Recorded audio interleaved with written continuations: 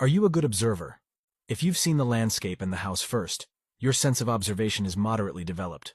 In other words, you tend to let things slide. You're not fussy when it comes to completing a project. You're content to do it without too many checks. Fortunately, you're a very intelligent person. That's one of the reasons why you don't feel the need to develop your powers of observation.